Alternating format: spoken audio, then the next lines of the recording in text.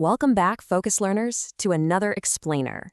Today, we're exploring a seriously brilliant and frankly deeply philosophical fairy tale by Max and Claude. It's called Once Upon a Time There Was Nothing. It's a masterful little story, really playing with the whole fabric of existence, epistemology, and, well, the human condition itself. Okay, let's dive into this.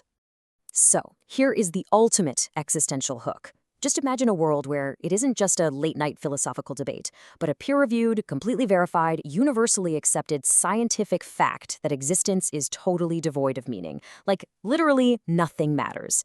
How on earth would society even function? Or honestly, more importantly, how would you or I ever find a reason to get out of bed in the morning? This is the central, agonizing question that drives the whole narrative arc of our protagonist, a young royal who is very appropriately named Princess Void. Section 1. The Kingdom of Nothing, Ontological Completion. Now, what's really interesting about this slide is exactly how this absolute zero of meaning was achieved. To really get Princess Void's journey, we have to look at her home first. It's a place where every single grand mystery of the universe has already been solved, and the answer to every last one of them, ultimately, nothing. The Council of Ultimate Ontologists actually spent 10,000 years putting together this 12,000-page mathematical paper, which they simply call the proof.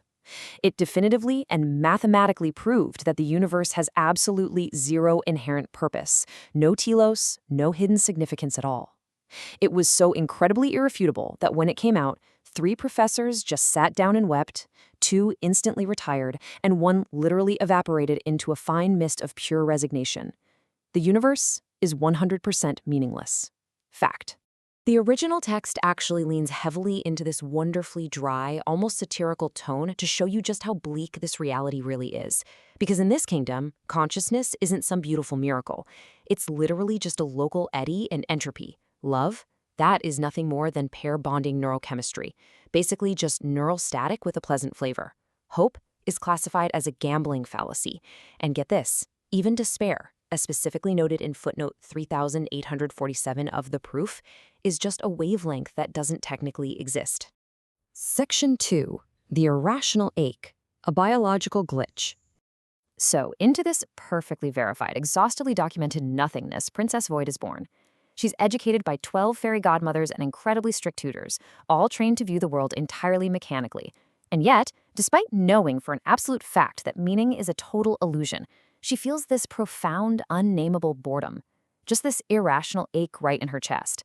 And this brilliantly illustrates the sheer completeness of her re-education.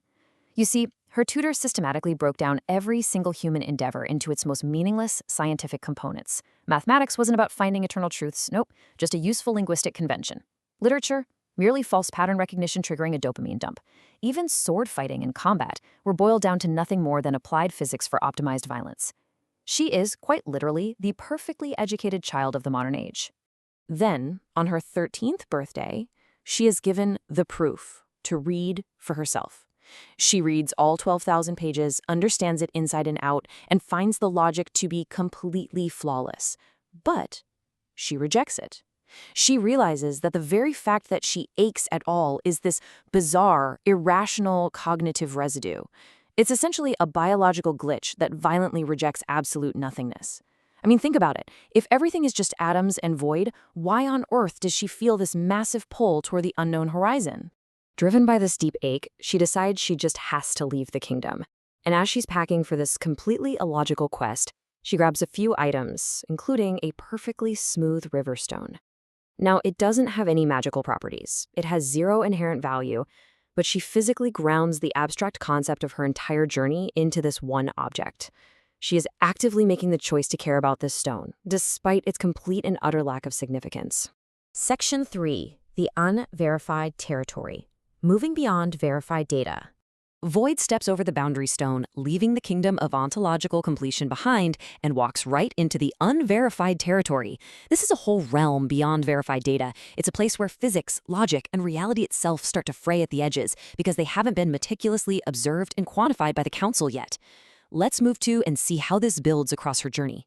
On day 3, she runs into a dragon absence, which isn't a dragon, but a literal dragon-shaped void cut out of reality. By day 5, she's climbing this incredibly lethal mountain to reach the ultimate vantage point. And then on day 7, walking through this bizarre landscape where gravity is honestly more of a suggestion, she meets an ancient philosopher who is literally blending into the scenery. It's actually from this old philosopher that Void learns the massive, underlying secret of the proof. It contains a performative contradiction.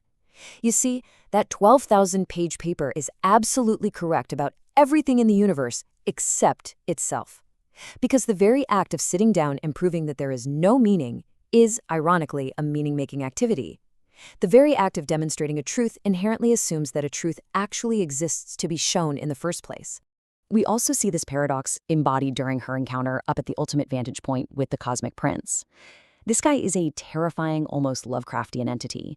He's an observer sitting completely outside of time and space. He represents meaning without meaning. He sits there observing the universe's totally mechanical indifference, yet he just continues to exist simply because he doesn't know what else to do. He's kind of the ultimate proof that consciousness can persist even when it fully knows it doesn't matter. Section 4. The ultimate choice. Standing before the council. This whole journey brings the narrative to its incredible philosophical climax. Void enters the last city, which is a place literally built out of crystallized philosophy. She climbs the highest tower to stand before the council of 13 ultimate ontologists.